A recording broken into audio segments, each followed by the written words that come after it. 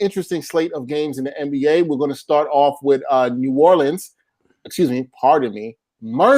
New Orleans Pelicans, which he was trying to get off of in the last game. They are going to be in Indianapolis playing the Pacers. Pacers 1.5-point favorites in this. The over-under is 228.5. We talked about Murph's team. I'm going to start with Murph. Your Pelicans, they showed a little bit of juice in the last week.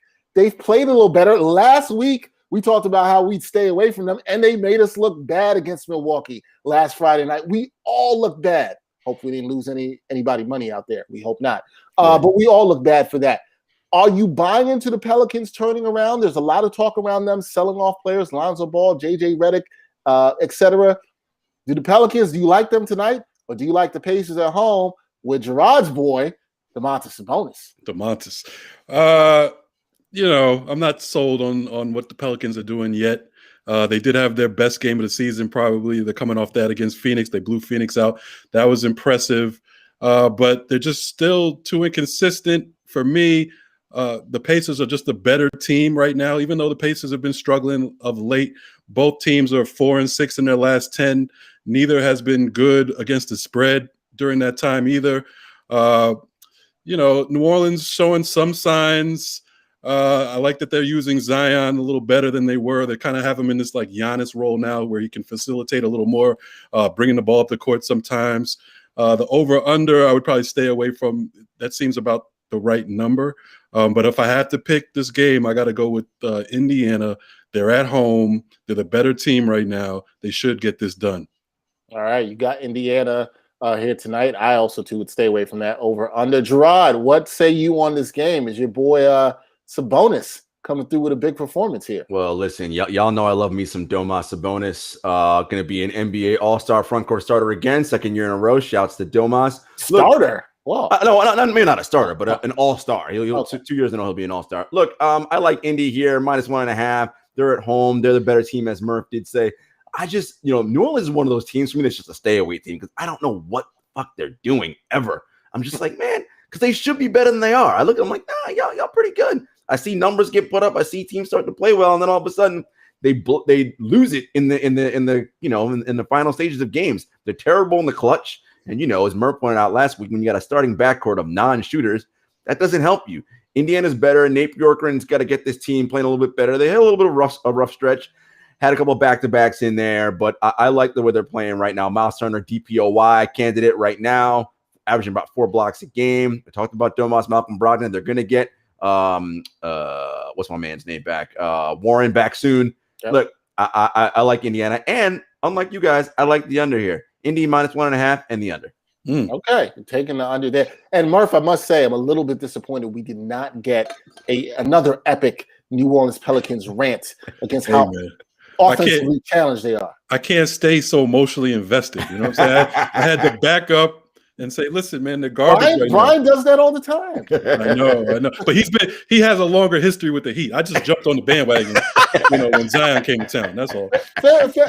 Fair enough. Brian, you can stay with that energy of being emotionally invested. I was angry. What do you like about this game? Do you not like this? This game you're going to stay away from? Pelicans versus Pacers.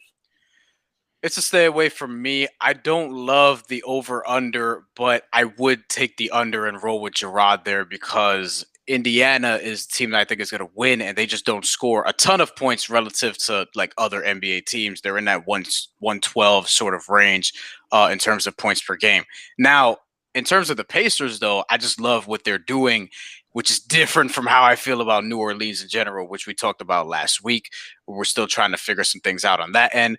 Domas Sabonis is back from injury and has been killing. He's had 30-plus points and 10-plus rebounds and 5-plus assists in each of his last 2 games.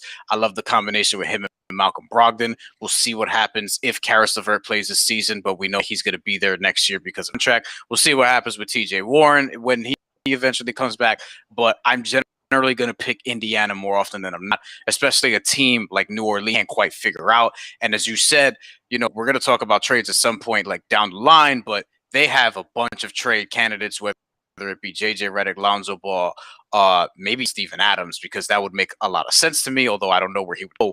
But I still don't quite see how things are going to fit. And like Jarod pointed out, I just don't know what you're getting on a night's basis from certain guys like Brandon Ingram, like Zion Williamson, particularly their bench, which isn't great and hasn't been great this season. So I generally like Indiana. So I would, and I like the under here, though I'd probably stay away from that. Yeah, I would go with Indiana here for the reasons you guys said. I would stay away from the under, a bit skeptical on that. But I could also see why Jarod likes to take it there. I can understand that for sure too. But yeah, can't trust the Pelicans right now. Got to go with the Pacers. Just more players that have played consistent this year. More players that are actually potential all-stars on one team as opposed to the other. All right, we're going to continue on with these games.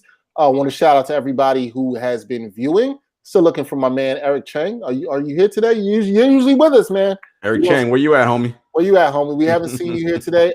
If you have any questions on these games, you have any comments, please bring it in. John Venner, we see you out there with the comments. My man Antonio Urbano, also with the comments. Thank you for that. We're going to continue with our second game of Friday night that we'll look at. And we've talked about this team a lot in the last few weeks. That is the Brooklyn Nets. Brian is right, but we're going to talk about why this could be interesting actually this week. The Raptors, we brought that up before about how they're maybe one of those teams early you probably want to stay away from because they've been playing badly, but they've been playing a little bit better lately, and they're now playing the Brooklyn Nets, who can't stop anyone right now. We talked about that over-under and how Vegas would have to adjust to that. The over-under for this game, folks, 240 points. Right. They're starting to recognize that the Nets can score. You know what? I kind of have to rock with Brian on this one. I don't give a damn about that 240. Take the over because teams are going to score on them anyway. Nets are favored -5 in this game. I'm going to start with you, Jarod. As I said, the Nets can't stop us if we're on the court. I mean, damn. Could you imagine if we got out there and they couldn't stop us? That'd be some sad-ass shit. Well, yeah, I want to say. I got some buckets left in me. I don't know what you're talking about. Like, I ain't got nothing. Man, you have to try to post up James Harden, his big ass. I'm not a post up. I'm too short to post up. Yeah, Brian, who are you giving buckets to on the net? Who can guard on that team besides Kevin Durant? Well, I want to say this. This is all tongue in cheek. Obviously, these are NBA players. We wildin'. We know. I'm not in my prime anymore. If I was back in my prime, though, listen.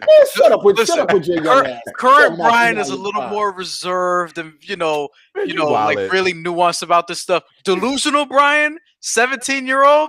Come on, man. I had braids back then. Like I wasn't trying to hear shit. You can't want the cornrows, but like, yeah, I got something for you. Yeah, man, they gonna swat your ass the minute you step on that court. Yeah. Listen, I think the lines moved down to 239.5 in most books, like everybody else still says. I do like the over here, but I will say it's -5. I believe the line is, or is it? Yes, -5.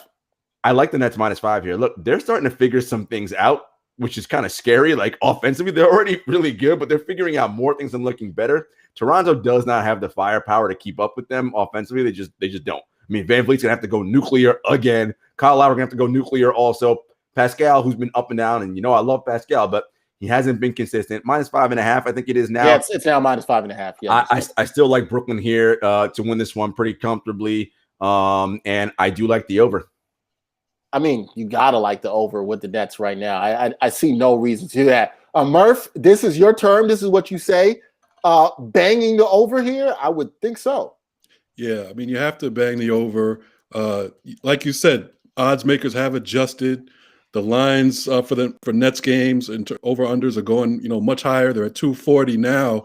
But, the Nets are averaging 122 a game. They're giving up 118 a game. Guess what? That equals 240. So keep banging the under because it's probably going to be, we're going to keep seeing unders. You mean the over? The over. Yeah, keep banging the over. We're going to keep seeing overs. Like I said before, I think the Nets, no matter what they tell us in terms of trying to play defense, and we know we have to play defense. They know who they have on their team, and they're going to just it's going to come down to outscoring the other team on a day-to-day basis. So keep banging the over. As far as the spread, this is tough for me because, like I said before, I can't really trust the Nets, as far as covering the spread or playing a complete game and doing what they're supposed to do. I do have confidence that they'll win the game, But I would take Toronto here at plus 5.5. I think they'll keep it close. I think it'll be, it'll come down to, a basket here or there at the end. They're going to put points up. We know that, even if they don't, you look at their roster, you think, maybe they shouldn't be able to, but against the Nets, they will be able to put points on the board. So I would take the Raptors plus 5.5. Toronto 6-4 in their last 10, 5-5 against the spread. Brooklyn is 7-3 in their last 10, but only 4-6 against the spread. So I like the Raptors here. Yeah, definitely liking that too. I think a stat that's been floating around, and a lot of NBA fans are aware of this. The Nets right now, since the James Harden trade, are on pace, and I kind of hate on pace awards, but they're on pace to be the best offense in the history of the league. And they're also on pace to be the worst defense in the history of the league. And it should be noted that no team, I think it's worse than 11th in total defense in the last 10 or 12 years, I believe, has ever won the championship. So the defensive numbers doesn't necessarily bode well for the Nets. But John Venner, we see you.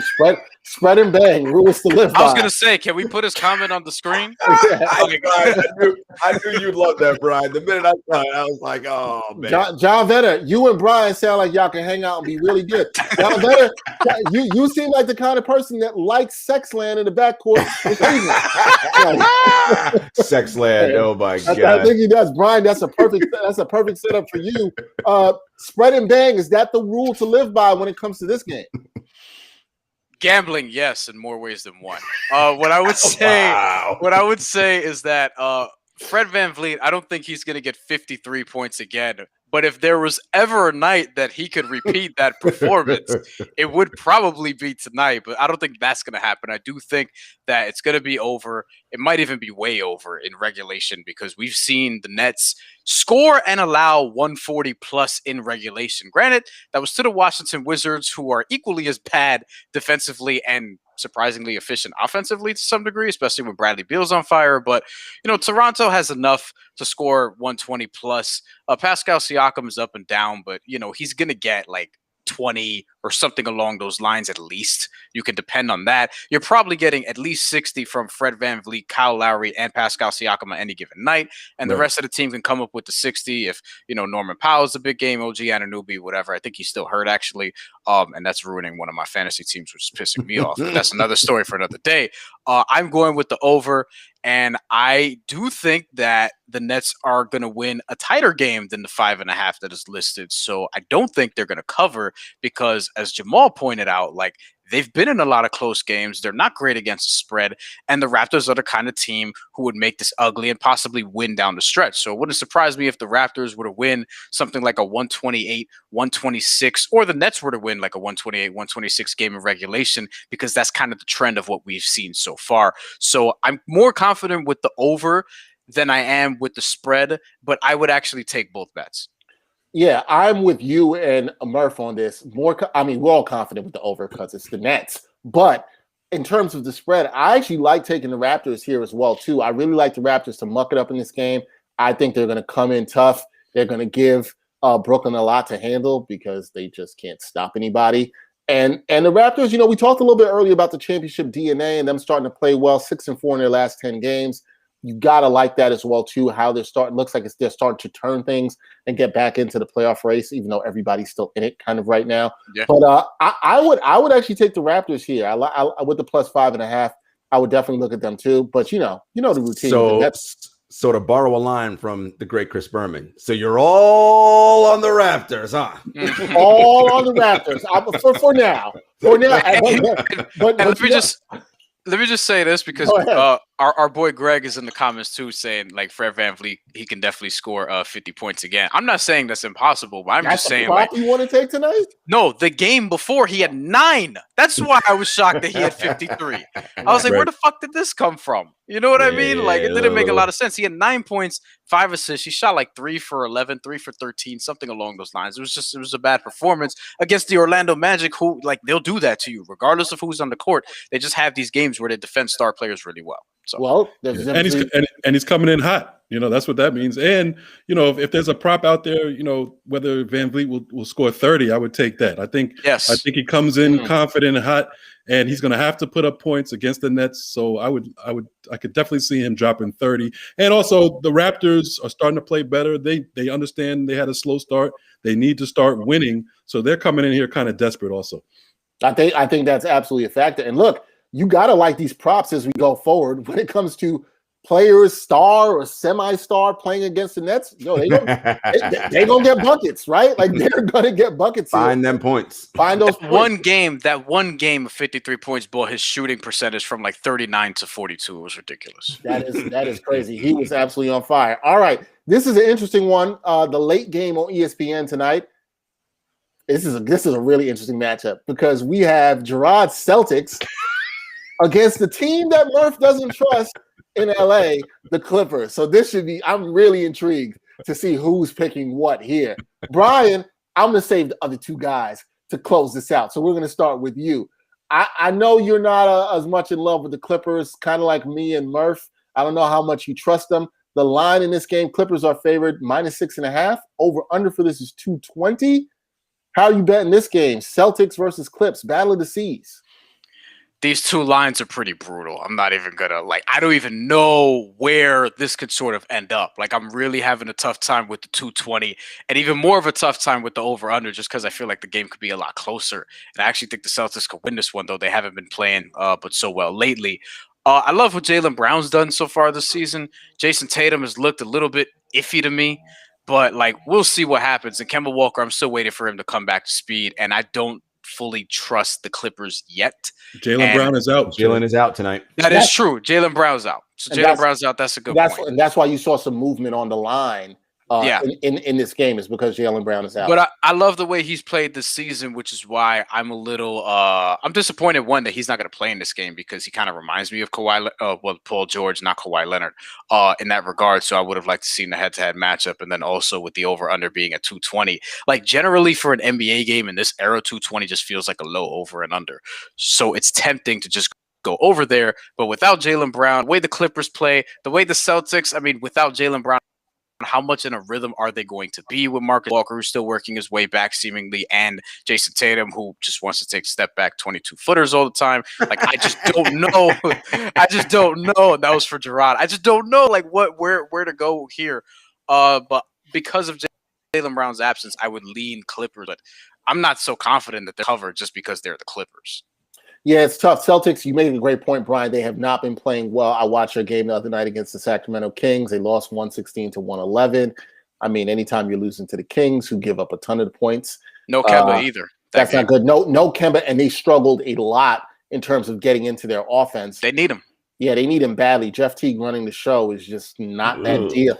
Yeah, it's not. You don't want a point guard wearing 55 unless it's white chocolate.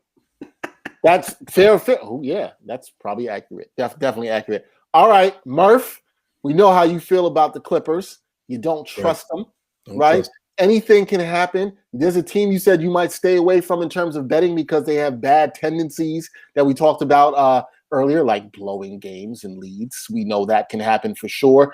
Do you like the Clippers at all at home tonight? This would seem, with the Celtics not playing good, not having their starting point guard there, this would seem like it's a pick the Clippers. Is that the case? Yeah, everything points to the Clippers. Also, the Clippers are 7-3 or 8-2 in the last 10, 7-3 against the spread. So I should trust them, but I don't. I just don't trust them. I also am disappointed Jaylen Brown's not playing. Just in terms of watching that game and two stars on each team going at each other. I would have probably picked the Celtics to win the game if Jaylen Brown was there. Without him, just because I don't trust the Clippers, I'm going to still say Boston plus 6.5. I just think they'll find a way to keep it close, or the Clippers will find a way to allow the Celtics to keep it close. I do like the over 220. I do think there's going to be points scored in this game. Both teams are capable of scoring, putting points on the board. I think it'll be, kind of a fast-paced game. So I like the over. normally all the numbers say go with the Clippers -6.5. I just can't do it, guys. I just can't do it. See, I can't even call that hate. I think that's smart. You can't trust the Clippers, man. They give you no reason to trust them. However, I don't know. I guess I'll say this, guys. I'm not sure I trust the Boston offense enough without Kemba, Brian's boy. Without Kemba doing his thing, I'm just not sure I trust them. But then again, to Murph's point, would it surprise you if the Clippers clipped? Right. No, not really. Or if Tatum got dropped 40? No, wouldn't shock me at all. I would assume here, Jarod, you are going to ride for your boy Brad Stevens and the Celtics. I'm assuming that. Come on, give me some of that Boston love betting this game right now. Well, fellas, as always, we got to stick to the bit. Fuck the C's. Look, man, all kidding aside, I love Jalen. He's been playing so well. Like you guys all, I'm bummed that he's not going to be here for this game. Also, Marcus Smart's still out too, isn't he? Calf strain. Yes. So Kemba's been kind of Tatum's fine, but where are they getting the rest of their scoring from on that team? It's just Tatum and Robert Williams, right? Peyton Pritchard, your boy. No, Peyton's out too. Oh, sorry. Yeah, Taco Fall. They don't want to play him though. Right. They ain't ready for Taco Fall. And look, as you mentioned, Murph, Clippers 8-2 in their last 10, 7-3 in their last 10 against the spread. Look, the Clippers are good. Not only that, the Clippers are number 4 in the NBA in adjusted net rating at 7 points. Yo, I know we don't trust them, but they're good. They can play basketball. They're a good basketball team. Until they have a 3-1 lead. Well, yeah, this is the regular season. We ain't talking about playoffs, baby. We're talking about regular season. So I'm going Clippers -6.5. I'm unsure about the over-under just because I think the Celtics are going to struggle a lot. They've been playing bad, man. I don't know what's going on with them right now. They got some issues they got to figure out. All right, we got a lot of good comments on this game. It seems like a lot of people are going to be tuned into this one. Shangweth Uman Shankar, that's a really interesting name, and I like it. Would the first quarter be over 54 or below? You're looking like you think points will happen in this game. That's a lot of points. A lot of points, man. It's a lot of points. 27 and change. I'm trying to see when you give me these numbers, I try to fantasize a score. And the first thought I went to was like, could I see a 32-23 first quarter in favor of the Clippers, perhaps? Probably. I can see that. I can see them getting off to a good start. Paul George gets his 12 points, then we don't hear from him again until the third quarter. I can see that. Murph is like, yeah, that's accurate. I can absolutely see that. Yeah. No, it's tough. It's tough. But yeah, I could see that score, and I could see the Clippers getting out to a big lead. What say you on that, Murph? It's kind of it's a stay away. That first quarter, you just don't know which way it's gonna cut. They could be playing tough D that first quarter, and then it could open up later. Yeah, it's a stay away for me. Jarod, you staying away as well? No, look, I get it, guys. Playoff Clippers give y'all PTSD, as they do me. Look, me and Murph, we picked them to go to the finals last year. It was Sixers and Clippers, baby. That's what we had last year. Ooh, that didn't work out so well. But look, this is the regular season. The Clippers they're playing much, much better. Like you can see it. They're really good, man. Like again, number 4 in the league in adjusted net rating. They offense and defense. This team can play. And again, the Celtics with just Jason Tatum and Kemba Walker, who isn't fully back yet, I just don't love what they're doing right now. Clippers, man, at home.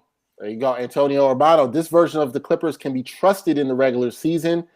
In playoffs, nah. I mean, I think we're all on that. Oh, they didn't wait and see. And they didn't look that great. I mean, they didn't take care of business again when they were in Brooklyn, a couple of days ago. Now, what we have to remember about Brooklyn, though, Murph, is that offense is fucking nuclear, bro. Like, it is, I mean, fucking, I think got 3 of the best fucking ISO scorers in the history of basketball on one team. Like, I think the Clippers were favorites that game, right? I think. One. Yeah, they were 1 point. I just don't. Yeah, I trust the Clippers against like terrible teams or average teams in the regular season. It's when the lights are bright, I trust Kawhi, but I'm not there with the Clippers yet. Man, I can't wait till we get to the playoffs and we talk about betting on the Clippers. It's gonna be so. Anybody wasting their money on that shit? well, there's some good advice right now already. All right, we're gonna get on to the next segment, but I want to let you guys know when you're shopping for betting lines, in terms of the NBA, you want to use the PropsNetwork.com live odds comparison tool. You go to PropsNetwork.com/NBA. You can see all the different spreads, payouts for all the legal sports books. all in one place. It's what we show you during the show. You get to see, easy to compare, really good to see how you're going to bet, which betting houses you want to go with for all the best odds. So absolutely check that out. Also want to encourage you to check out, you're watching us right now on the Props Network YouTube channel. Continue to do so. Subscribe. It's the best way you can support us. Subscribe right now. Get some more NBA betting content from us. You know where to find us. NBA Picks and Prop Show every Friday, 5 p.m., unless Brian has some technical difficulties, or we all do, and we hold you up. But, you guys still stick around with us, so we like that. Always coming to us. Brian, still don't be mad. You don't have to be mad, man. Also, you can check out Just for Sport with my man, Jamoke Davis, talking about the wide world, I can't talk today, of sports and betting all week on the Props Network YouTube channel. And our man, Joel Wilkowski, talking about all the betting across the board, NBA picks, NFL picks. The Super Bowl is coming up. We're going to be talking about that. People want to know how they're going to bet on the Super Bowl. You can find all that on the Props Network YouTube channel. Continue to support us and check that out. All right, our third